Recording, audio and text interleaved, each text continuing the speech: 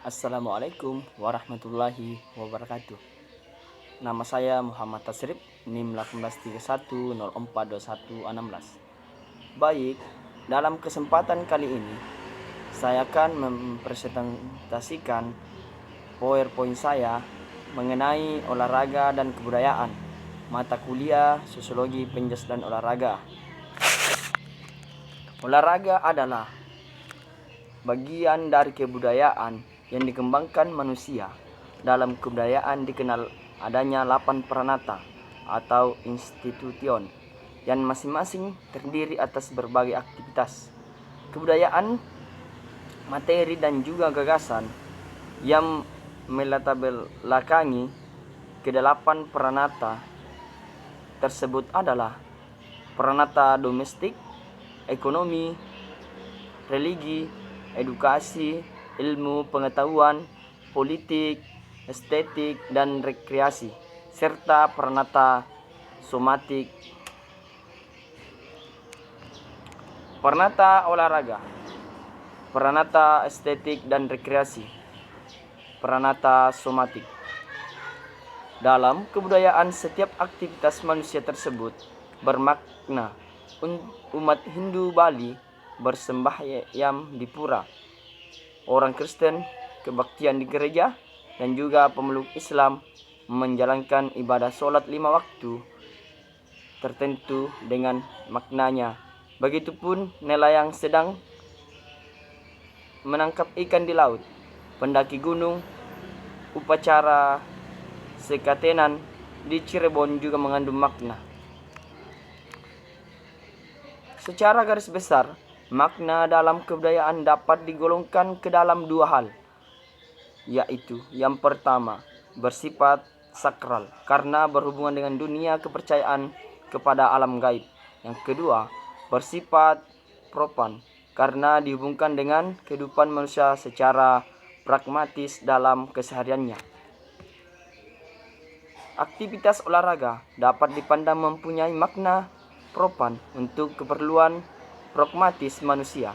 Walaupun menurut sejarah, olahraga pada awalnya juga diabadikan untuk memuja dewa-dewa di bukit. Pada masa Yunani, berarti bermakna sakral. Olahraga dalam fungsinya yang sakral tidak hanya dimonopoli oleh orang Yunani. Masyarakat Aztec di Amerika Tengah juga telah mengenal kegiatan seperti sepak bola yang diadakan di ruang terbuka di tengah kuil mereka. Dalam kegiatan tersebut, para pemain harus mampu memasukkan bola ke gawang lubang yang bersifat sakral untuk memuja dewato. Apabila tidak, maka bencana akan menimpa mereka. Begitupun dalam masyarakat Nusantara kuno, aktivitas olahraga yang dihubungkan dengan upaya pemujaan dewa. Pendakian gunung-gunung dianggap sebagai bentuk dedikasi kepada nenek moyang yang bersemayam di kawasan puncak, apalagi jika dibarengi dengan ritual pemujaan di puncak gunung tersebut.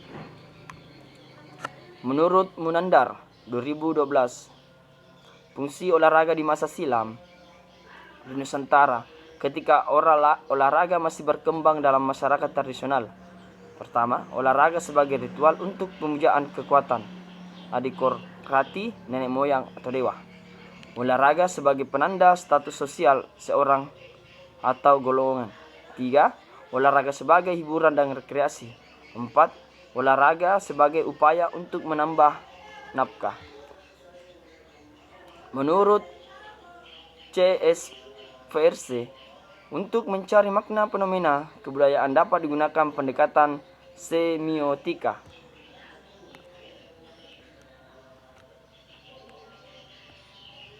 Dapat dikemukakan bahwa kegiatan olahraga sebenarnya adalah suatu tanda yang dapat dimaknai dan dapat dijelaskan arti yang ada di baliknya. Tanda itu mengacu kepada referensi atau acuan yang merupakan fenomena alam atau kebudayaan yang lain. Keduanya kemudian dihubungkan dengan butir ketiga yang dinamakan dengan interferensen yang dapat dijelaskan sebagai tanda yang berkembang di dalam pikiran si penerima tanda. Setelah si penerima menerima, ia dapat membentuk tanda baru dalam benaknya. Tanda itu dapat merupakan tanda yang sepadan atau tanda yang telah berkembang lagi.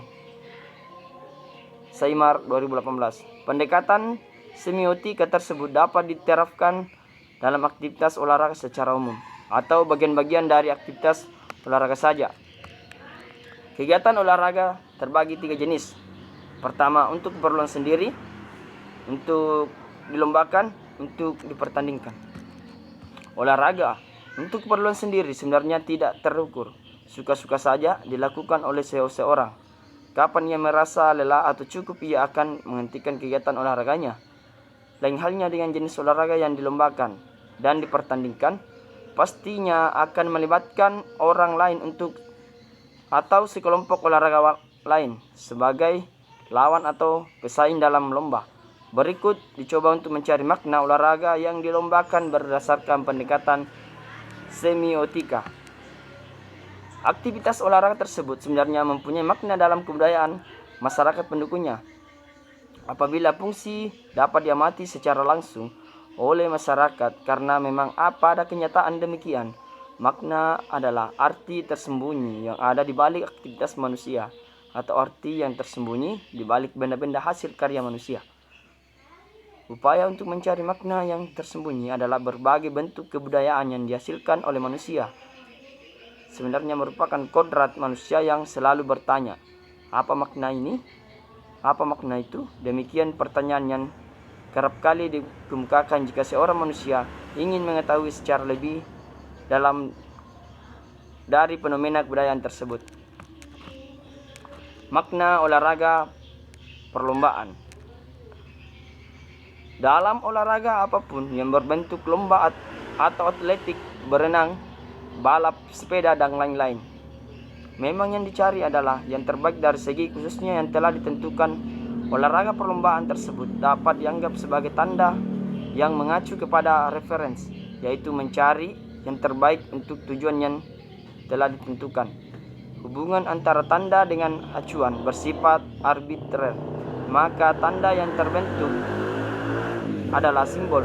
Jadi olahraga perlombaan adalah simbol dari upaya untuk meningkatkan diri sendiri agar lebih baik dari para pesaing.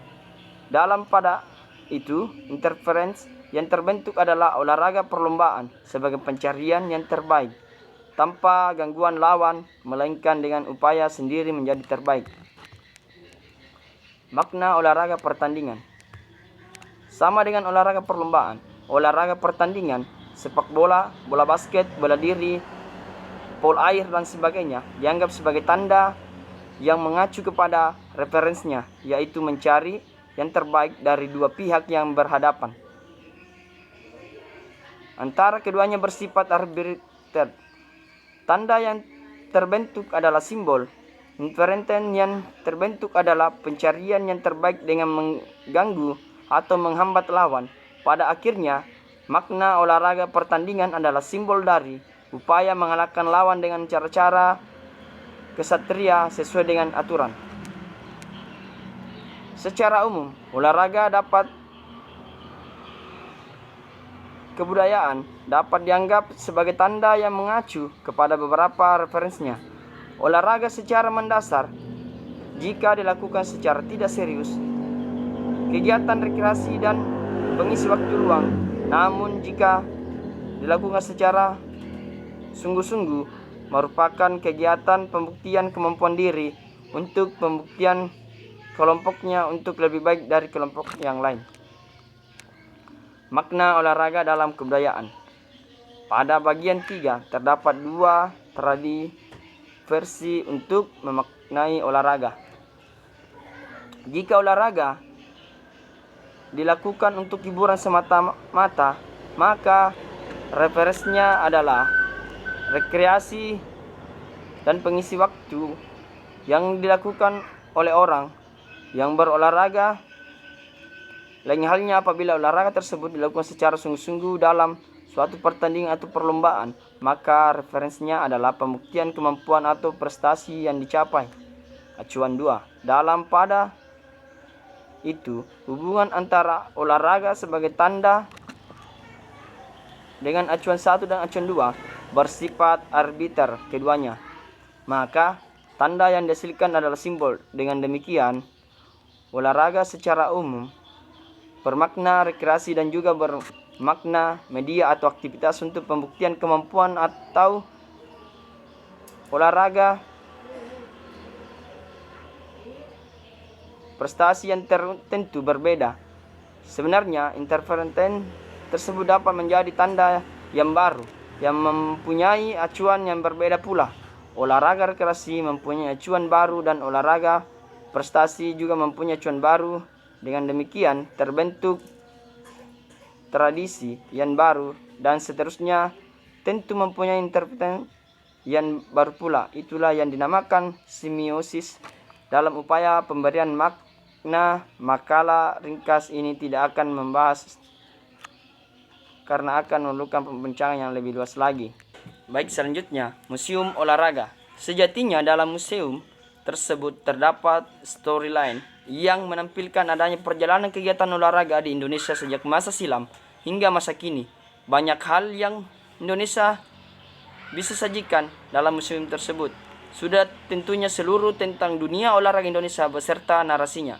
Museum olahraga dewasa ini telah merawat dan menyajikan pameran benda-benda bersejarah, hasil prestasi dan dokumentasi para anak bangsa di bidang olahraga. Namun tidak hanya hal itu yang dilakukan oleh museum olahraga. Museum olahraga tersebut harus mampu memberikan inspirasi dan memotivasi generasi berikutnya agar dapat berprestasi di bidang olahraga. Menurut Munandar, museum olahraga mempunyai beberapa keistimewaan yang membedakan dengan museum-museum lainnya, karena yang dikoleksi tidak hanya benda-benda konkret di bidang prestasi olahraga, namun terdapat hal yang harus dipikirkan sungguh-sungguh bahwa sejatinya museum tersebut 1. Mengoleksi prestasi dan kebanggaan. 2. Mengoleksi semangat untuk berolahraga. 3. Koleksi akan terus bertambah sejalan dengan prestasi olahraga yang berhasil diraih oleh anak bangsa di bidang olahraga. Lewat Museum Olahraga Nasional, semangat juang di cabang-cabang olahraga tertentu harus mampu ditumbuhkan sebagaimana yang telah dicontohkan oleh olahragawan terdahulu yang pernah berprestasi. Misalnya Carles Defsions di bidang angkat besi, Diana Wisan Tetjakusuma di bidang tenis meja, Donald Pandiaga cabang panahan, Icuk Sugiarto dalam olahraga bulu tangkis, Mangdagi bersaudara di bidang terjun payung, dan sederetan olahraga berprestasi lainnya. Anis dan Lilianto 2012. Makna Museum Olahraga Nasional. Dalam tataran 1 yang menjadi tanda adalah Museum Olahraga Nasional. Apa yang sebenarnya yang diacu dengan pembangunan museum tersebut? Acuan referensinya adalah mendokumentasikan prestasi di bidang olahraga sebagaimana yang telah berhasil direngkuh oleh anak bangsa. Asosiasi antara tanda dengan acuannya bersifat arbitrer karena tidak ada kemiripan antara keduanya. Maka tanda yang dihasilkan adalah simbol. Interference yang berbentuk pada tataran 1 adalah konsep tentang prestasi anak bangsa di bidang olahraga. Interferensen tersebut kemudian menjadi tanda 2 yang mempunyai acuan tersendiri. Maka pemaknaan memasuki tataran kedua, yaitu menjadi kebangsaan bangsa. Tanda yang dihasilkan dalam pertalian antara 2 dengan referensi 2 bersifat arbitrer dan menghasilkan tanda simbol interferensen yang terbentuk pada tataran 2 ini adalah prestasi yang menjadi kebangsaan bangsa. Seharusnya interferensen 2 tersebut dapat menjelma menjadi tanda 3 yang mempunyai acuan berikutnya. Maka pemaknaan pun memasuki pada tataran ketiga. Dalam tataran ketiga, yang menjadi tanda adalah interferenten 2, yaitu prestasi yang menjadi kebangsaan bangsa. Acuannya adalah bahwa bangsa yang bangga tertentunya dicapai oleh kehidupan bangsa yang jaya. Jadi acuan dari tanda 3 itu adalah kejayaan bangsa. Tanda yang berbentuk adalah simbol, jadi prestasi yang membanggakan bangsa. Itu adalah simbol dari kejayaan bangsa. Interferenten yang terbentuk pada tataran ketiga adalah bangsa yang berjaya. Agaknya interferenten 3 tidak bisa menjadi tanda yang baru atau tanda yang keempat, karena tidak ada lagi yang menjadi acuan. Bangsa yang berjaya adalah bangsa yang sukses dan segala bidang kehidupan. Bangsa yang ditopang oleh kejayaan seluruh warganya. Artinya, acuan adalah kejayaan itu sendiri. Maka pemberian makna Museum Olahraga Nasional dalam peradaban Indonesia pun terhenti hanya sampai 3 tataran saja. Museum Olahraga Nasional di tengah masyarakat Indonesia dewasa. Museum Olahraga Nasional sebagai simbol diri atau dari acuan terakhir, yaitu kejayaan bangsa. Jadi Museum Olahraga Nasional tersebut didirikan sebagai simbol dari kejayaan bangsa di bidang olahraga. Hal itulah yang menjadi makna sebenarnya dari Museum Olahraga Nasional. Sebagai simbol kejayaan bangsa di bidang olahraga, museum tersebut harus mampu menyempurnakan dirinya dengan berbagai penataan. Tidak hanya penataan fisik museum yang berupa gedung, tatar pamer, dan koleksinya, namun juga penataan konseptual yang melatar belakangi tata pameran, penyajian koleksi, dan pengembangan sumber daya manusianya. Penataan yang terakhir itulah yang harus juga diadakan sesuai dengan tuntutan zaman, bahwa yang membuat suatu museum itu berkembang, maju, dan dikenal oleh masyarakat adalah berkat kepiawaian dan kreativitas sumber daya manusia yang memang bertekad untuk memajukan museum. Itulah tadi yang bisa saya sampaikan. Kurang lebihnya mohon dimaafkan. Sekian dan terima kasih. Wabillahi taufik wal hidayah. Wassalamualaikum warahmatullahi wabarakatuh. Salam olahraga jaya.